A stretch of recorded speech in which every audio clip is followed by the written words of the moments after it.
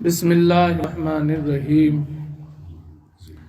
اللہم صلی علی محمد وعلی آلہ وصحبہ وسلم۔ مصیبتوں کے حوالے سے نبی علیہ الصلوۃ والسلام کے ہم فرامین پڑھ رہے ہیں، تو مصیبتوں کے اعتبار سے رزق کی تنگ دستی، رزق کی پریشانی، رزق میں کمی ہونے کی مصیبت کو سب سے بڑی ایک پریشانی معاشرے میں سمجھا جاتا ہے۔ ہم ایسے موقع اور ایسے وقت تلاش کرنے کی کوشش کرتے ہیں کہ جب ان اوقات میں اللہ رب العزت سے رزق مانگا جائے تو رزق میں فراوانی آ جائے، گھروں میں سے تنگ دستیاں اور پریشانیاں دور ہو جائیں۔ اور ایک ہے کسی بندے کا اللہ کی بارگاہ میں یہ کہنا کہ یا اللہ مجھے رزق عطا فرما، اور ایک ہے اللہ خود اپنے بندوں کو پکارے اور فرمائے ہے کوئی مجھ سے رزق مانگنے والا۔ یہ دو مختلف باتیں ہیں۔ رزق میں صرف کھانا پینا پھل ہی شامل نہیں، اللہ نے انسان کو جو کچھ بھی عطا فرمایا وہ سارے کا سارا رزق ہے۔ اس کی صحت بھی رزق ہے، اس کی آنکھ کا دیکھنا رزق ہے، اس کا اخلاق، اس کی اولاد، اس کا مال و دولت، اس کی جائیداد، جو کچھ اللہ پاک نے کسی کو عطا کر رکھا ہے وہ رزق ہی ہے۔ الحمدللہ۔ آج کے درس کی شامل حدیث مسند احمد میں سے ہے، اور اس کے راوی ہیں حضرت ابو ہریرہ رضی اللہ تعالیٰ عنہ۔ ان رسول اللہ صلی اللہ علیہ وآلہ وسلم کان یقول، فرماتے ہیں کہ اللہ کے رسول علیہ السلام ارشاد فرماتے ہیں اذا بقی ثلث اللیل ینزل اللہ عز وجل الی السماء دنیا، فرماتے ہیں کہ جب رات کا ایک حصہ باقی رہ جاتا ہے تو اللہ تعالی اپنی شان کے مطابق دنیا کے آسمان پر نزول فرماتا ہے۔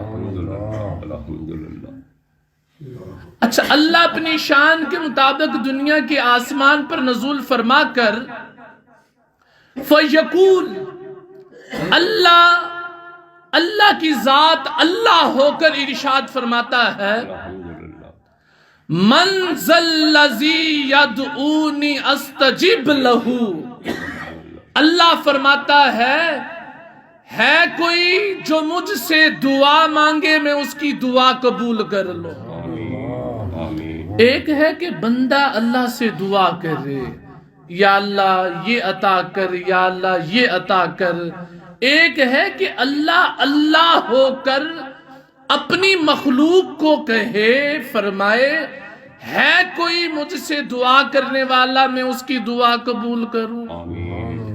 یہ وقت ہے رات کا آخری حصہ۔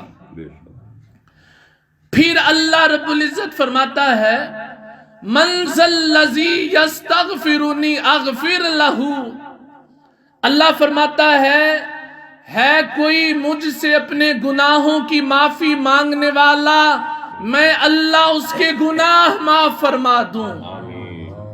یہ وقت ہے رات کا آخری حصہ۔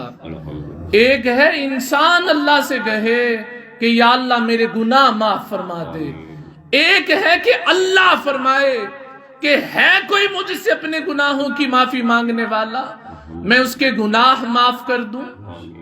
پھر اللہ تعالیٰ فرماتا ہے من ذا الذی یسترزقنی ارزقہ، اللہ فرماتا ہے رات کے آخری حصے میں ہے کوئی مجھ سے رزق مانگنے والا میں اس کو رزق عطا کر دوں۔ اگر کسی کے گھر میں تنگ دستی ہے، پریشانی ہے، رزق کی کمی ہے، اس کو آخری حصے میں اللہ کی بارگاہ میں حاضر ہو جانا چاہیے، اور جب وہ حاضر ہونا شروع کر دے گا اس کے گھر میں سے رزق کی تنگ دستی دور ہو جائے گی اور رزق کی فراوانی ہو جائے گی۔ پھر اللہ کے رسول نے فرمایا، اللہ فرماتا ہے من ذا الذی یستکشف الضر اکشفہ، ہے کوئی مجھ سے اپنی مصیبت کو دور کرنے کی دعا مانگنے والا، میں اس کی مصیبت کو دور کر دوں۔ اور اللہ کے رسول نے فرمایا اللہ تعالیٰ یوں ہی فرماتا رہتا ہے حتی ینفجر الصبح، یہاں تک کہ فجر صبح ہو جاتی ہے۔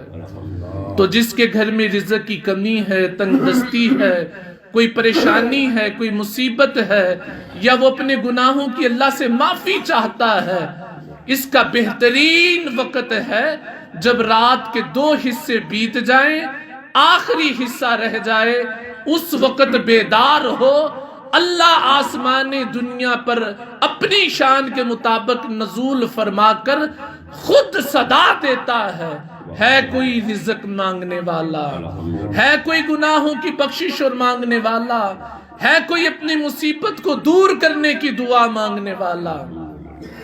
اللہ رب العزت ہمیں حضور علیہ السلام کی سنتیں، آداب، احکامات سیکھنے، سکھانے اور ان پر عمل پیرا ہونے کی توفیق عطا فرمائے۔ وما علینا الا البلاغ المبین۔